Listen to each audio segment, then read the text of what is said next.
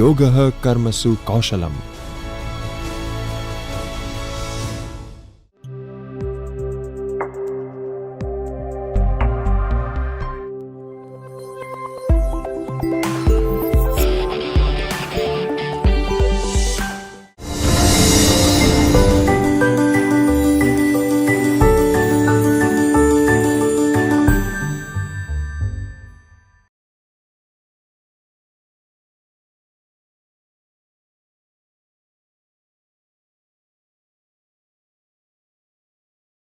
In this video, we are going to deal with intercultural communication or cross-cultural communication and the challenges that lie in the process of communication when we are working in a highly multicultural and multilingual space.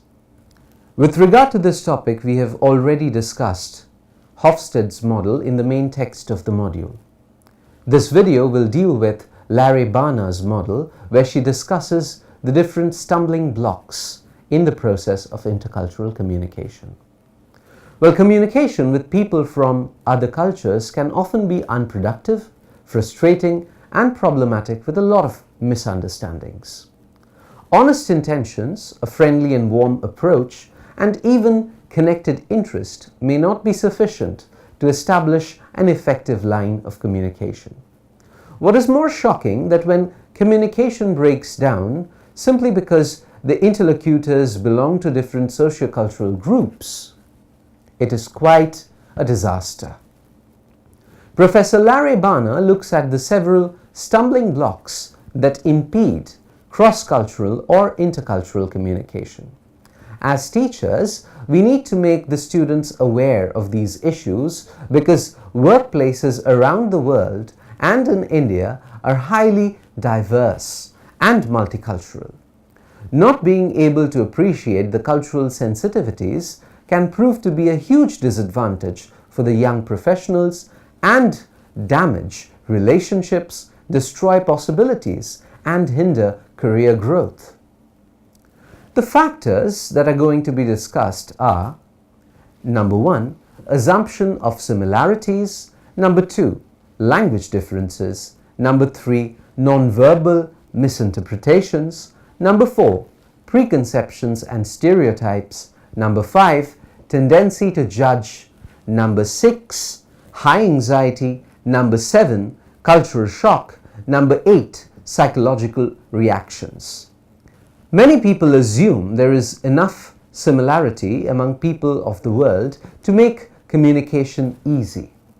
Now, this approach overlooks cultural complexities and reduces the discomfort of dealing with difference and not knowing.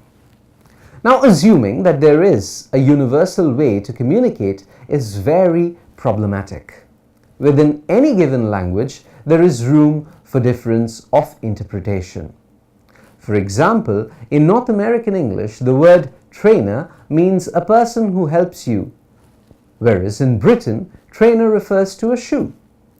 Being aware of these interpretive differences as well as being able to work around these determines how successful an individual will be while communication in a multicultural context progresses.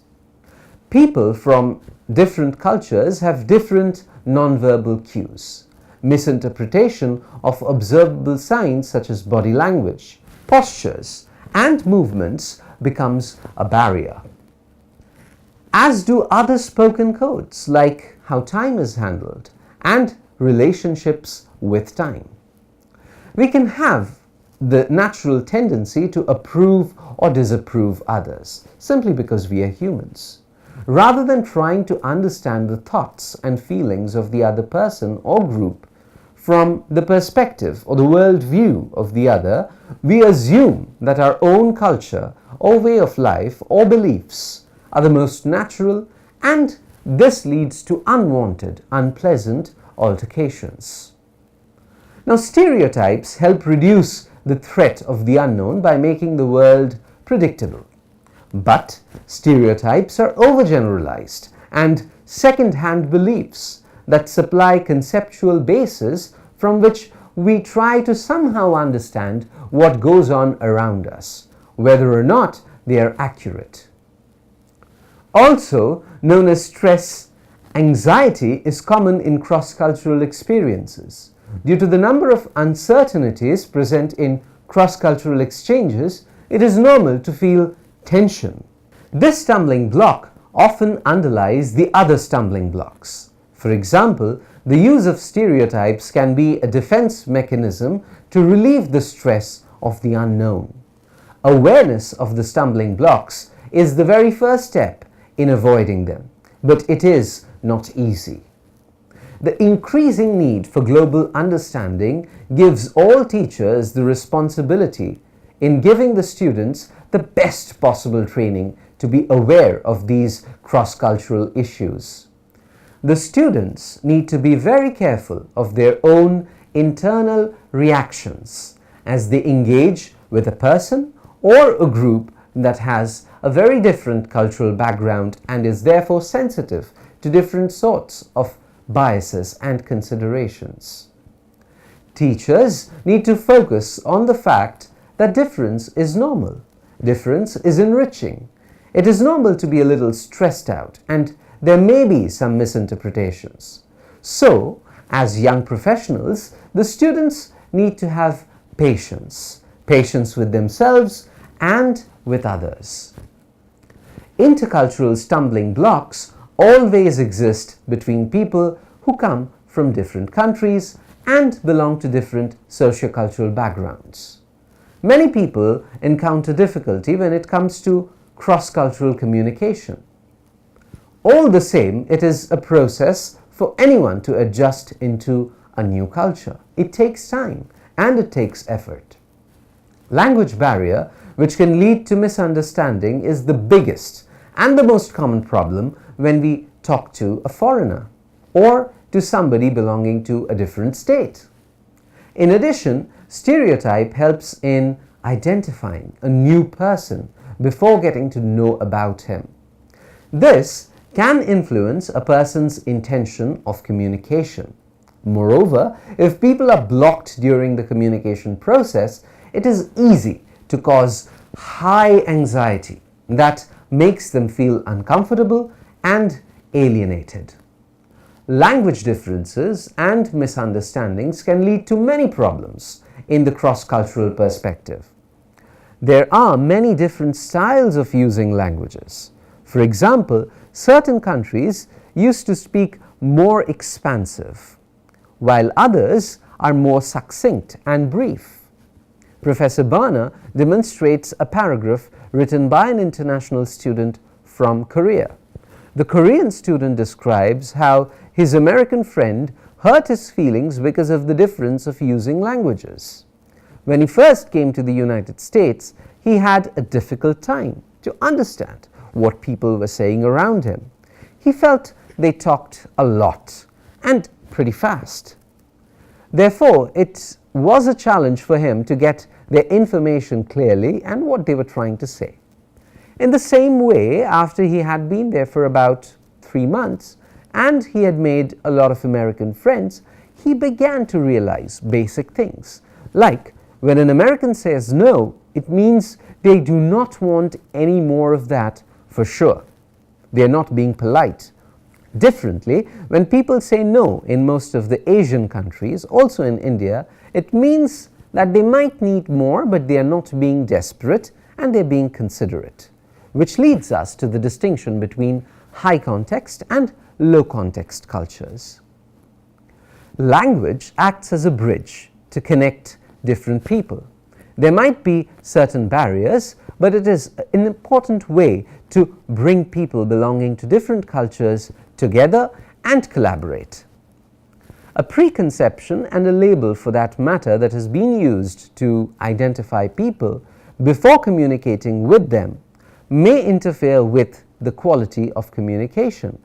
According to Barner, stereotypes are overgeneralized beliefs that provide conceptual basis from which to make sense out of what goes on around us.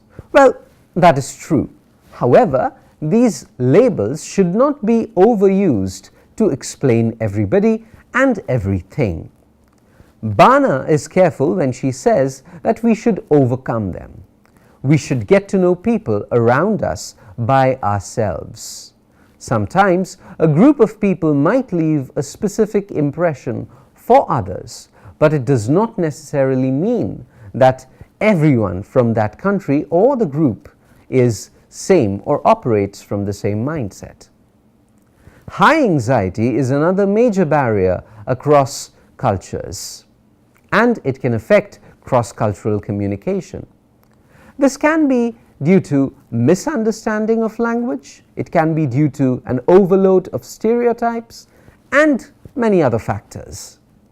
Bana asserts that when an international student cannot understand what Americans are saying or laughing about, he or she pretends sometimes that he or she understands by the action of smiling.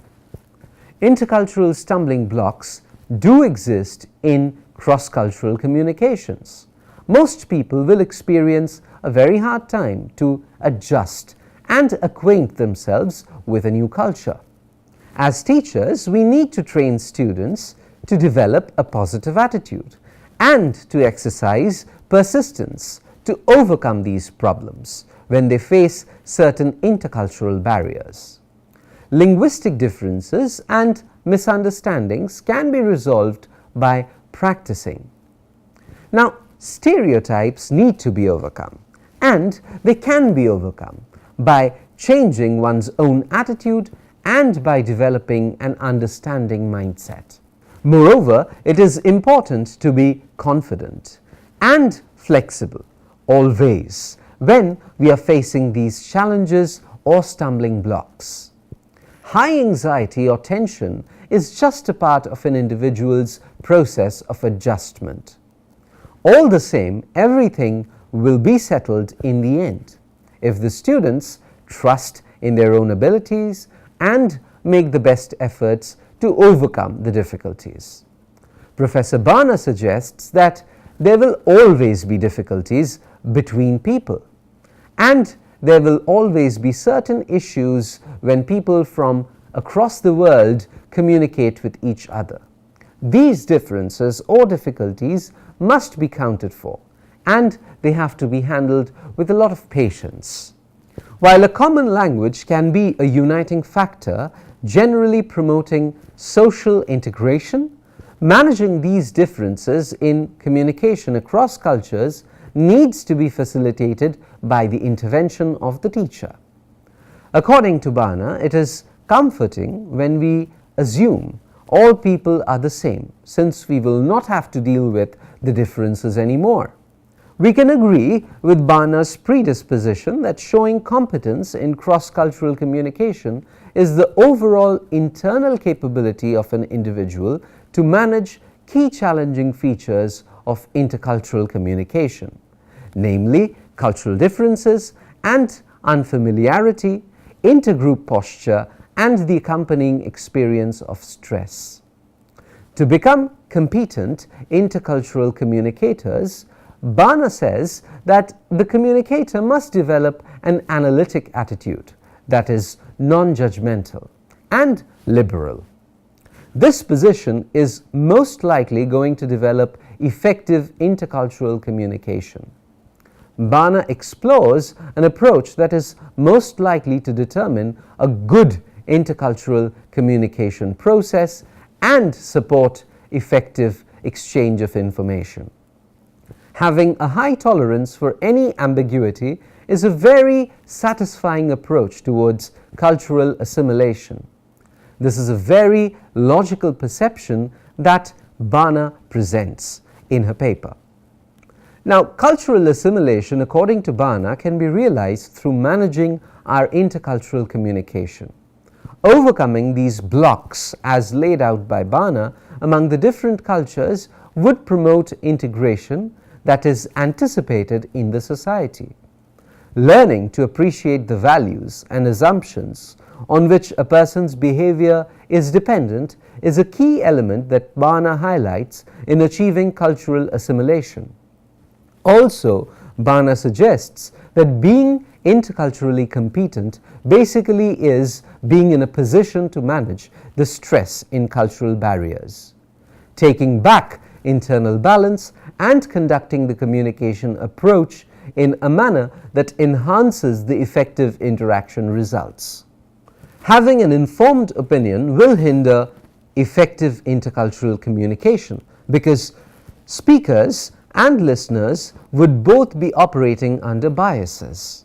This is very true in the effect of pursuing a culturally assimilated society. Non-verbal misinterpretations and the tendency to evaluate are two stumbling blocks highlighted by Barna that in most cases act as impediments to effective communication amongst different cultural groups. Barna suggests that these two elements are very true and found in most cases. We are human beings with the 5 sensory organs. The differences in mindset do not make us different as human beings. They are just customized reactions to situations by specific social groups based on their conditioning, and therefore whatever it is that a particular group does can be assumed for the common good of all. Generally, Barna's approach and perception of these stumbling blocks in intercultural communication presents a rational stance in cultural assimilation. It is important to know that these factors discussed are very consequential in determining the outcome in cultural assimilation. No language, culture, values and norms are a standard for human integration. Human beings cannot be the same. We cannot all regard our language and culture as the ultimate uniting factor in a multicultural context. There are differences that exist and will exist. However, we need to have a non-judgmental approach while dealing with differences and while dealing with people from different backgrounds. Competence in intercultural communication towards cultural assimilation is demonstrated in an individual if he or she is taught to overcome these stumbling blocks.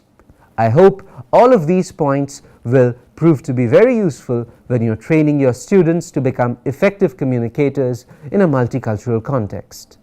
I wish you all a great time in the classroom.